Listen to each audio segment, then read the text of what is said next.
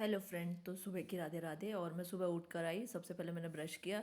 Brush करके मैंने आकर किचन में गैस के पैर पड़े और फिर उसके बाद सबसे पहले बर्तन निकाले, सारे बर्तन, क्योंकि कल जल्दी धुल गए थे तो सूख गए थे, तो मैंने रात ही को जमा दिया था। और फिर मैंने दाल धोई, दाल प्रेशर कुकर में डालकर हल्दी नमक डालकर पकाने के लिए रख दी। और फिर दूध का पानी निकाला और उसमें क्या बोलते, दूध भी डाल दिया नाप कर।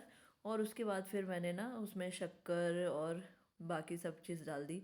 बस अदरक और चाय का मसाला डालना रह गया था, तो फिर मैंने अदरक और चाय का मसाला और चाय पत्ती डाली, क्योंकि ये सब रह गया था। मैंने शक्कर तो पहले ही डाल के रख दी थी कि जिसमें थोड़ी सी मेल्ट होएगी, जब तक तब तक मैं बाकी का काम करूँगी। तो मैंने ये जब दूध और पानी डाला था तो शक्कर डाल दी थी, और फिर मैंने बाद में चाय पत्ती और चाय का मसाला डाला।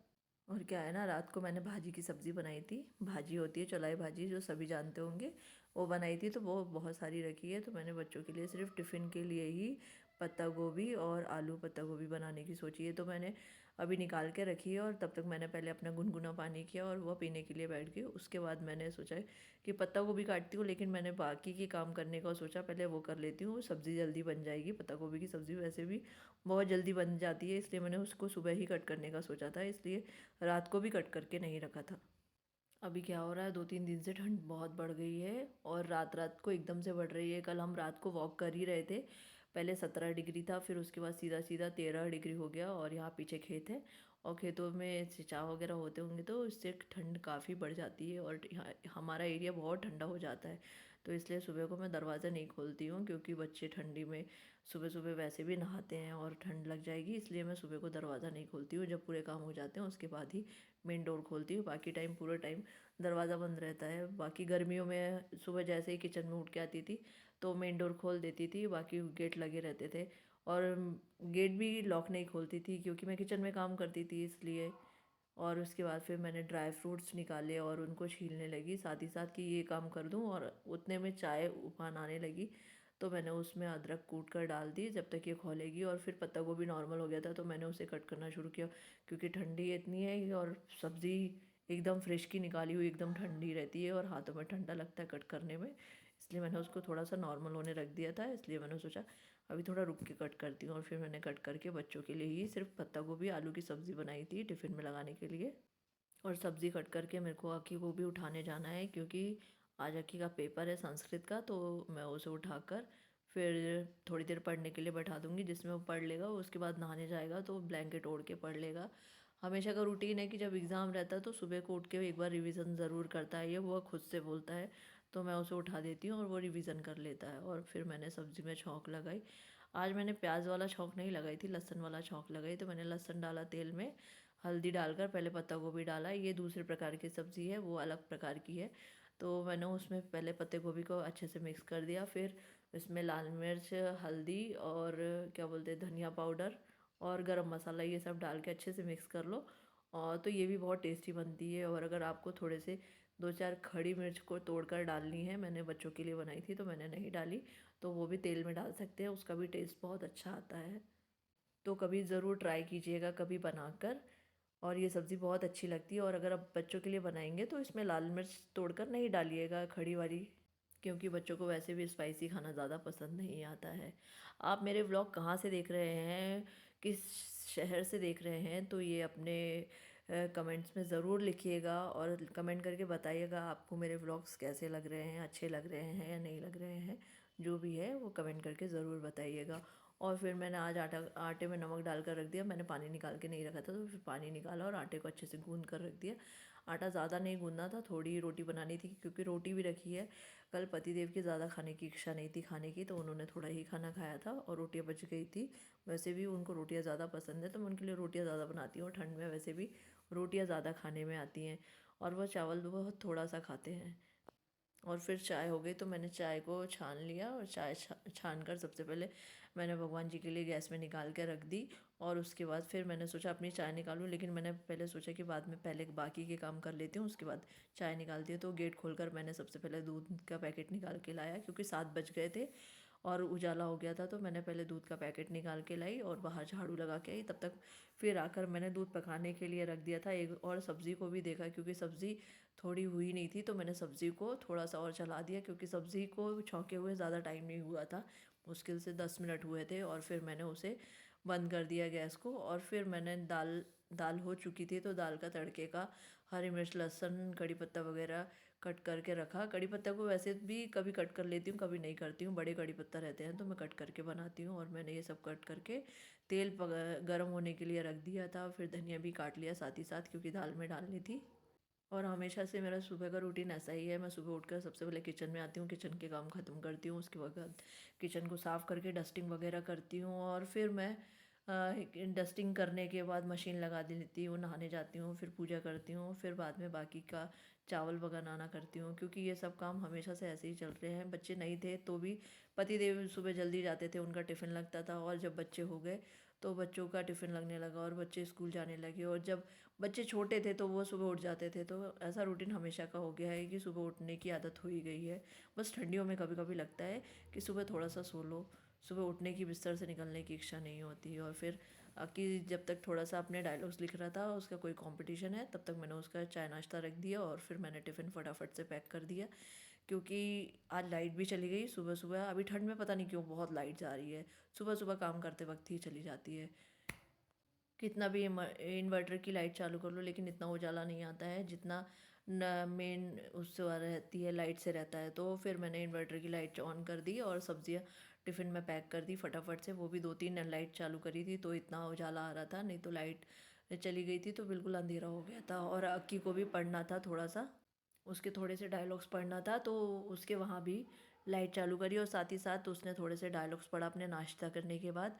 और फिर वह शूज़ पहन के रेडी वगैरह हो गया। फिर बाद में अपनी कॉपी रखेगा, जब तक मैंने सोचा कि मैं उसका टिफ़िन वगैरह रख देती हूँ पैक करके। और मैंने अक्की और आयांश का दोनों का टिफ़िन पैक किया और रोटी के डब्बे को अच्छे से साफ़ करके धो कर रखा था रात को, तो मैंने साफ़ करके उसमें नैपकिन बिछा कर और फिर उसमें मैंने रोटियां रख दी।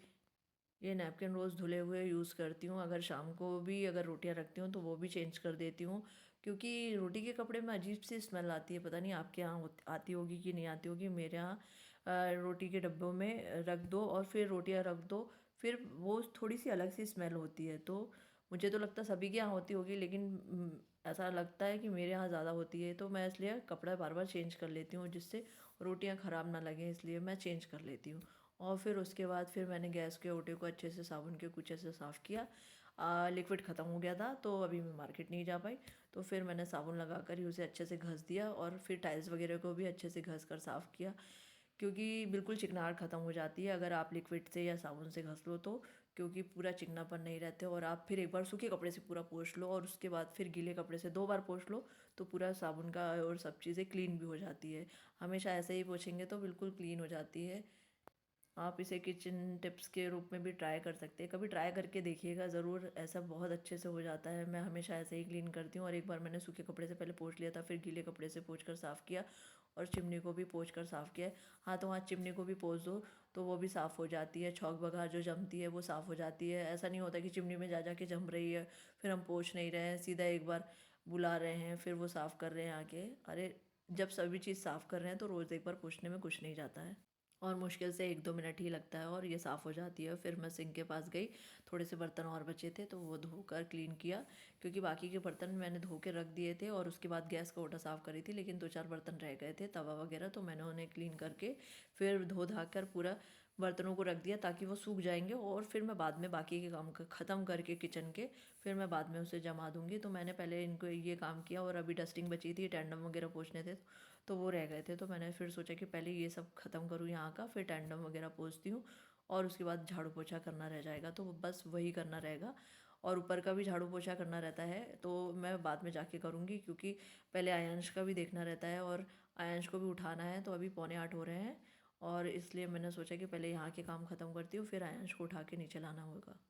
और अभी तो कभी कभी पति देवी नीचे आयांश को उठा के ले आते हैं और अक्षत का टाइम हो गया था, 8 बज चुके थे।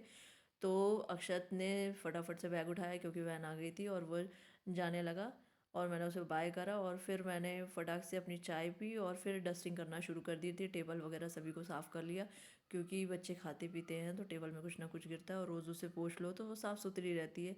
और फिर मैंने सोफ़ों की भी डस्टिंग पूरी करी, क्योंकि सोफ़ों पर भी कुछ ना कुछ गिरता रहता है, तो मैंने उन्हें पोंछ कर साफ़ किया भी बहुत अच्छे से। और फिर बीन बैग को झटक कर ऊपर रखा, क्योंकि अभी झाड़ू लगाना था। और फिर मैंने टीवी शोकेस को अच्छे से पोंछा, क्योंकि डस्ट इतनी होती है कि आप पूछो ही मत, डस्ट हो जाती है और रोज़ पोंछना ही पड़ता है। तो मैं रोज़ पोंछ कर साफ़ करती हूँ, ऐसा नहीं कि एक दिन जाता है। हाँ, बड़े बड़े कबर्ड्स को हैं तो वो एक दिन के आड़ पोंछ लेती हूँ कभी कभी, कभी कभी रोज़ पोंछना पड़ता है उनको भी। तो मैंने फटाफट से अपनी डस्टिंग ख़त्म करी, और फिर मैं बाहर गई। बाहर गमलों के पास पॉट रखे हुए, वहाँ भी पोंछना पड़ता है, तो मैं फिर वहाँ जाके पोंछ कर गेट गेट वगैरह का पोंछ कर आई। और फिर मैंने आकर झाड़ू निकालना शुरू किया था। सबसे पहले मैंने हॉल की झाड़ू निकाल कर शुरू किया था, और ऊपर से मैं झाड़ू सीढ़ियों के पास की झाड़ू निकाल लाई थी, तो मैंने फिर हॉल से निकाला था, क्योंकि सबसे पहले मैं सीढ़ियों के ऊपर से झाड़ू निकाल लाती हूँ, क्योंकि सीढ़ियों में झाड़ेंगे तो नीचे कचरा आएगा ही। इसलिए मैं सबसे पहले ऊपर की झाड़ू निकाल के ले आती हूँ, और फिर बाकी के रूमों की बाद में निकालती हूँ। रूमों की निकाल के सीधा ऊपर के ऊपर गैलरी में कर देती हूँ। और जब तक पतिदेव आयांश को नीचे लाकर नहलाना करना कर रहे थे, मैंने फटाफट से झाड़ू निकाली। और जब वो नहला के ले आएंगे तब तक मैंने झाड़ू पोछा करके फ़ैन ऑन कर लिया था, क्योंकि क्या होता है ना, बच्चे नहा के निकलते फ़ैन ऑन करो तो ठंडी लग जाएगी, इसलिए मैंने फटाफट से पोछा मार के और फिर फ़ैन ऑफ़ कर दिए थे, और सभी जगह कारपेट वगैरह लगा दिए। क्योंकि हमारे आयांश का ऐसा है कि उसे जैसे ही सब चीज़ कंप्लीट हो जाए, वैसे ही व्यवस्थित कर दो घर को।